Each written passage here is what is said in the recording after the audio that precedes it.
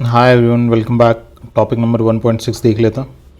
Hate speech के बारे में दे रखा। पहली चीज़ क्या है, वाई न्यूज़ में इसलिए है कि सुप्रीम कोर्ट कह रही है कि एक लॉन्ग टर्म सॉल्यूशन निकालना पड़ेगा जो हेट स्पीच की प्रॉब्लम है उससे रिलेटेड। ठीक है, आगे देखते हैं हेट स्पीच क्या है। Hate speech as such India के किसी भी लॉ में डिफाइन नहीं कर रखी है, सबसे पहली चीज़।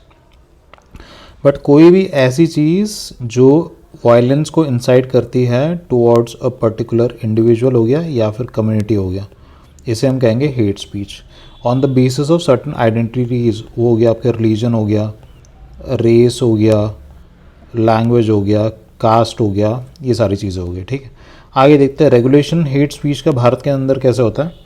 तो एज सच किसी स्पेसिफिक लॉ के अंदर हेट स्पीच की डेफिनेशन नहीं है, बट कॉन्स्टिट्यूशन प्रोविजंस में क्या है, सबसे पहला आपका आर्टिकल 19(2) है ब्रैकेट में।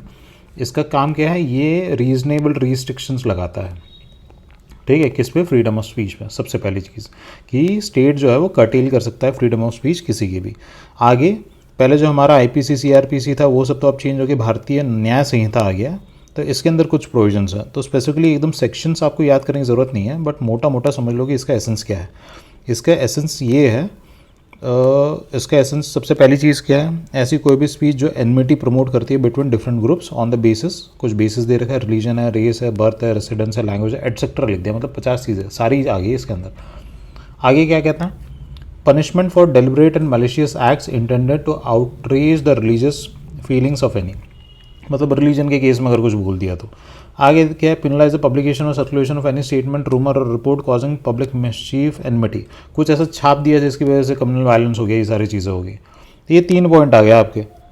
ठीक है, इसके अंदर भारतीय न्याय संहिता के अंदर जो हमने मोटा मोटा डिस्कस किया ना वही है। आगे क्या है, रिप्रेजेंटेशन ऑफ पीपल एक्ट, ये किससे डील करता है, अब ये है ना इलेक्शन वगैरह से डील करता है। अब ये कह रहा है इलेक्शन के प्रोसेस के अंदर अगर किसी ने illegitimate use of freedom of speech कर दिया, मतलब अपनी स्पीच ऐसे दे दी जो वायलेंस इंसाइट कर रहा है, रेस रिलीजन इन सब चीज़ों के अगेंस्ट है, तो उसको फिर इलेक्शन से डिस्क्वालीफाई कर देंगे, ये सारी चीज़ें करेंगे। आगे क्या, सिविल राइट्स लिख रखा है एक्ट, जिसमें क्या अनटचेबिलिटी वगैरह अगर कोई प्रैक्टिस करता है, ठीक है, तो उसके केस में भी उसको सज़ा हो सकती है। तो ये भी हेट स्पीच का पार्ट हो गया। तो ब्रॉड आइडिया रखना आपको, ये स्पेसिफिक जो सेक्शंस वगैरह लिख रखे हैं ना, इनको याद करने की ज़रूरत है नहीं। आगे क्या, ये रिलीजियस मिसयूज़ क्या कह रहा है, ये भी एक पर्टिकुलर, ये क्या इन्होंने फॉर्डर डाल दिया, थोड़ा सा एग्जांपल डाल दिया, बट आप एसेंस समझ गए मुझे लगता है यहाँ पे कि हेट स्पीच कहीं पे भी डिफाइंड नहीं है। और आपका race, religion, caste, language, sex, gender, blah blah blah, जितनी भी चीज़ है ना, उनके बेसिस पे अगर आप किसी कम्युनिटी या फिर इंडिविजुअल के अगेंस्ट अगर हेट्रेड अगर आप प्रमोट कर रहे हो तो that will come under hate speech, और उसके रिस्पेक्ट में आपके ऊपर, इंसान के ऊपर एक सज़ा हो सकती है, सज़ा का प्रावधान है। Though it is not specifically defined anywhere in the constitution or even in the law, but there are certain laws that deals with hate speech. It doesn't necessarily need to be very specific. ठीक है, तो ये है points इसके अंदर। यहाँ कुछ judicial pronouncements cases वगैरह लिख रखे हैं, एक बार पढ़ लेना, अगर याद होता है एग्जाम के लिए तो ठीक है। ये 2 केसेस है, ये तो फेमस, ये श्रेया सिंघल का आपका केस हो गया, ये फेमस है।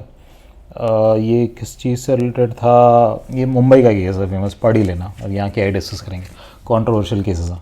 अमीश देवगन का एक केस है 2020 में कुछ हुआ है, देखते हैं क्या है। SC highlights the need to balance the competing interest of freedom of speech and prevent spread of hatred.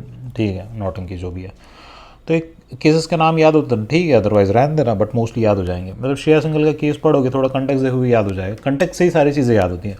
Amish Devgan का अगर केस पढ़ोगे, मतलब केस मत पढ़ना, गूगल ही मार लोगे, स्टार्टिंग में ही आ जाएगा थोड़ा जिस विस कि केस किस चीज़ से रिलेटेड था, क्या था, उतना ही याद होना चाहिए, फिर दिमाग में अपने आप चमक जाता है, अच्छा हेट स्पीच थी, ये थी, वो थी। ठीक है, तो इतना था ये कंटेंट, इसको एंड करते हैं, नेक्स्ट वाले पे जाता हूँ फिर।